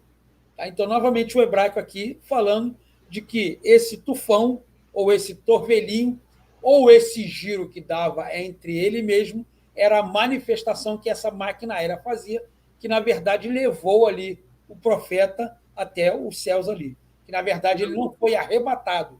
A palavra grega estasis, que quer dizer que ele foi levado realmente em êxtase. Né? Ou seja, ele foi dominado e levado aos céus ali. Entendeu? Até o próprio Eric Van falou que uma parte lá, quando ele tinha 12 anos, falou que ele viu lá a Terra Azul, quando estava com os seres, né? Pode ter acontecido isso mesmo, né? Pode ser. Nós temos uma descrição muito fraca nas questões dos escritos antigos, porque, como eu disse, e vou dizer novamente, os escritores não eram jornalistas, eram falados de boca em boca. Mas o rei Salomão teve mesmo uma máquina voadora mesmo? Sim, sim. O querubim mesmo era uma máquina aérea. Você pega lá no Salmo 68,4, que ele diz: montou no querubim. Sim, montou no querubim e voou sobre as asas do vento. Então, na verdade, era uma máquina aérea mesmo. Eu tenho um desenho dela aqui, que eu até mandei para o doutor Vigil, que está até numa cunhada romana. Eu até esqueci de mandar para você. Poderia até mostrar para o pessoal aí. Que tem o trono de Davi, que tem um ser assentado sobre o trono, com rodas giradoras em volta dela, com o tetagrama do nome Jeová em cima dela. Ela foi cunhada numa moeda romana ali, descrevendo exatamente uma nave aérea mesmo. Olha. Davi, né, que você está falando? Davi, é. Olha, essa aí eu não sabia, não. Aprende hebraico e grego, você vai ver muita coisa aí. Chegamos a 1h45. Olha, o André, eu acho que a maioria já fez as perguntas. Só o Itamar falando que ele acha que o que houve com o Jonas talvez era uma nave subaquática. Você falou que não, né? A divergência de opiniões sempre isso assim. Isso aí não é o problema nenhum. É. É o dono da verdade, né? Fazer perguntas? A situação, né? Isso aí não tem problema, não. Aqui eu acho que o Eduardo Vigil já foi embora. Oh, será que ele está aí ainda? Deixa eu ver aqui. Ele falou que é uma ousadia, né? Coisa simples ele falou, né? Está através da visão dos contemporâneos, né? Utilizando as línguas originais da Bíblia para apresentar a realidade ufológica nas escrituras. Né? É verdade. Só tem aí para acrescentar, como diz, não muda a nossa fé. Eu não sei Não se tem muda. evangélicos aí nos ouvindo aí, mas na verdade ele não muda em nada. Pode ser que ele saiu, mas ele ficou bastante tempo aqui. Ele ficou. Depois ele vê a gravação. Ele vê a gravação. E, na verdade, só vem nos atestar e nos provar que realmente, nesse mundo, nós não estamos sozinhos. Né? Sozinhos. Existem outros planetas? Muita coisa ainda aí espalhada por aí. O que eu vejo assim, né? Às vezes a gente tem coragem de falar essas coisas. Aí o que acontece? A maioria das pessoas, né, que são apenas de 5 até 10%, né, vamos dizer assim, 5%, acredita que existe seres de outros planetas. Algumas pessoas acham que existe, mas eles acham que eles não têm condições de vir para cá, né? É incrível, as pessoas persistem nisso, né? Às vezes eu sou ousado falando, eles têm tecnologia para vir para cá. As pessoas não acham, eles acham que é por causa que tem milhões de anos-luz, acho que não tem como. Eu falei, nossa, o pessoal tem que ver, né, para crer, né? Tem essa questão, né? É igual aquele camarada, né, o Tomé, né? Eu só acredito vendo, né, quando Jesus apareceu para ele, então toca aqui nas minhas feridas e tal, né? Isso é como eu falei, são divergência de opiniões, sabe? Eu não estou muito preocupado com isso, entendeu? Eu estou trazendo da parte da ciência dentro dos originais hebraico e grego, demonstrando que realmente essas naves aparecem desde a antiguidade. Estão registradas aí, e desde o começo da nossa conversa eu tenho mostrado fatos e tenho mostrado também que é uma realidade. Agora, a questão de a pessoa querer acreditar ou não, aí já é uma questão de fé também. Né? E parece que o livro Apócrifo aponta também que, na verdade, a Maria teve Jesus na gruta. Sim, parece que apareceu uma luz, né? Apareceu lá uma luz, né? Sim, uma grande quando ele nasceu, né? Apareceu uma luz. Essa questão de Jesus nascer numa manjedoura, dentro de isso aí, foi coisas que foram aparecendo. O que as pessoas têm que entender é o seguinte: um presépio, que verdadeiro, não é nem verdade isso aqui do presépio. Vamos entender o seguinte: quando os textos foram escritos, não quer dizer que a situação aconteceu hoje e amanhã o cara já estava escrevendo. Não é assim. Não é dessa forma. Tá? O que aconteceu foi o seguinte: aconteceu o relato, a situação, e alguém, para preservar isso, Sim. Posteriormente, anos depois, veio a escrever. Sim. Quando você pega lá o texto grego de Mateus, katamatatios, de acordo com Mateus, essa palavra de acordo não quer dizer que foi Mateus que a escreveu.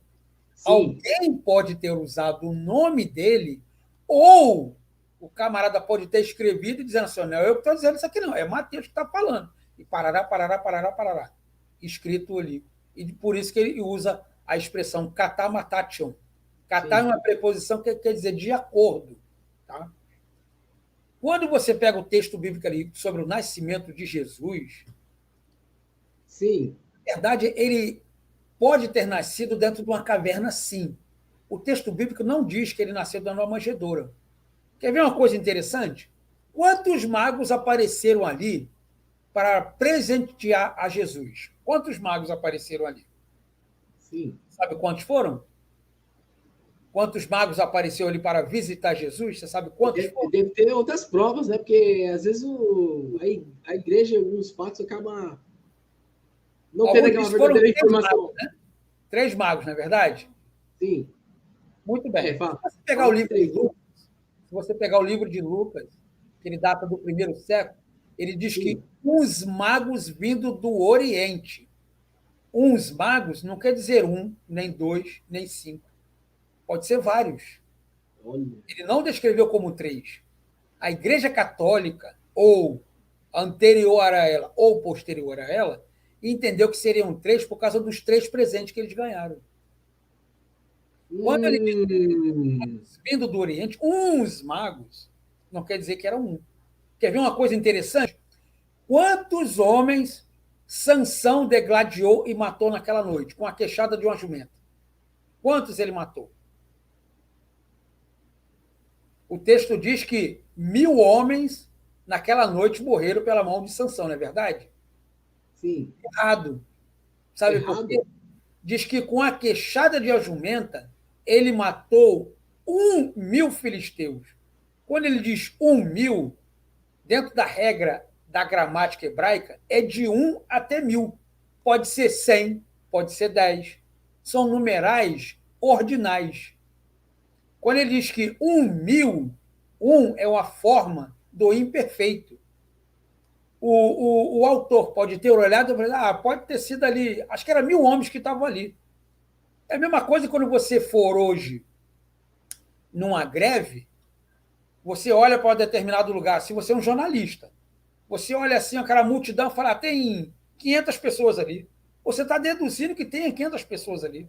Deduzindo, isso é verdade. Hein? Você contou ali 1, 2, 3, você contou uma por uma? Não. Você está deduzindo que há 500 pessoas ali. Então, quando o autor escreveu que Sansão matou 1000 homens naquela noite, ele está dizendo que pode ter sido de 1 até 1000. Pode ter sido 100 homens que apareceu ali. Pode ser 20 homens. Mas André, mas ali ele diz que foi 1000 homens. Tudo bem, vamos lá. Quando o doutor Rodrigo Silva teve no Jô Soares, no programa Jô Soares, ele diz uma coisa interessante. Na Babilônia, na época de Daniel, a população daquela época seria o equivalente a 150 mil pessoas. O Jô Soares ficou espantado, mas somente isso? 150 mil pessoas na Babilônia? Ele está olhando hoje para o mundo de hoje, onde você tem 7 bilhões de pessoas dentro de um mundo. Nós estamos falando de 225 anos antes de Cristo, que 100 mil pessoas, para nós, você olha assim, é um Maracanã cheio de gente ali, 70, 100 mil pessoas. Você não fica espantado porque você vive no século XXI, onde você tem hoje 7 bilhões de pessoas. Mas na época dele, 100 mil pessoas era uma coisa estrondosa. Então, nós temos que ter esse cuidado quando narramos os textos bíblicos, em trazer para os dias de hoje. Quando diz que Sansão, com a queixada de uma jumenta, matou 1000 filisteus, ele está dizendo que pode ter sido de 1 até 1000 pessoas. Pode ter sido 10, 100, 50, 30. Nós não temos uma definição. Entendeu? Por isso que é muito importante, quando nós falamos de naves nas escrituras, que nós falamos de vários termos hebraicos aqui e grego, nós nunca vamos achar a expressão nave aérea. Não tem como achar isso. Não tem como achar. Essa palavra não existe. Essa palavra ela é portuguesa, ela não é hebraica. Entendeu? É isso aí. É isso aí. Estamos quase chegando aí 1h54. Eu acho que nós encerramos, então? Foi bom o bate-papo. Pelo menos da minha parte, eu procurei demonstrar aí o que eu sei. Como as pessoas chegaram aqui por último, quer fazer alguma pergunta? Senão, nossa, né? Lisier, a Tina também chegou aqui. Né? Bom, então nós... eu quero agradecer o André Marcelino. André Marcelino, você quer deixar suas palavras finais para o canal? Bom, eu queria agradecer primeiramente a Deus por essa oportunidade. Sim. Ter dado esses anos todos. e trazer um melhor esclarecimento para aqueles todos que nos ouviram. Tá? Se alguém quiser saber mais alguma coisa sobre isso aí, ou ter o meu contato comigo, tá? Vocês podem entrar diretamente aí com o Eduardo, ele tem o meu número do WhatsApp, tá? Ou vocês podem entrar no YouTube, que eu tenho um canal lá chamado Escavando as Escrituras, aos quais eu falo de muitos assuntos ali referente ao hebraico e ao grego mesmo também. Agradeço você, Eduardo, por essa oportunidade de ter trago aí essa liberdade de eu falar um pouco sobre o meu trabalho. E não esquecendo de agradecer também ao Juliano, né, que é ele que fez essa ponte entre nós dois aí. O ufólogo Juliano, eu conheço há muito tempo, né? A esse conhecimento, né? Eu agradeço a todos aí que me ouviram até agora, né, e que Deus abençoe a todos aí.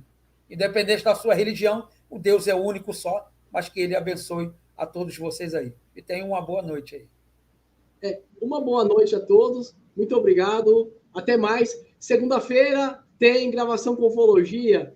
É um grande ufólogo que representa a América do Sul aqui também, da equipe deles lá. Obrigado, que foi o José Mondonato. O José Mondonato vai estar aqui no dia 6 novamente, né? Ele conhece todo mundo da equipe UFO, muitos ufólogos aí. Um grande pesquisador. Vai voltar aqui no meu canal. Valeu. Segunda-feira tem ufologia aqui. Até mais. Tchau a todos. Tchau, tchau. Tchau, tchau, hein? Obrigado pela atenção aí. De nada. Tchau, tchau. É isso aí.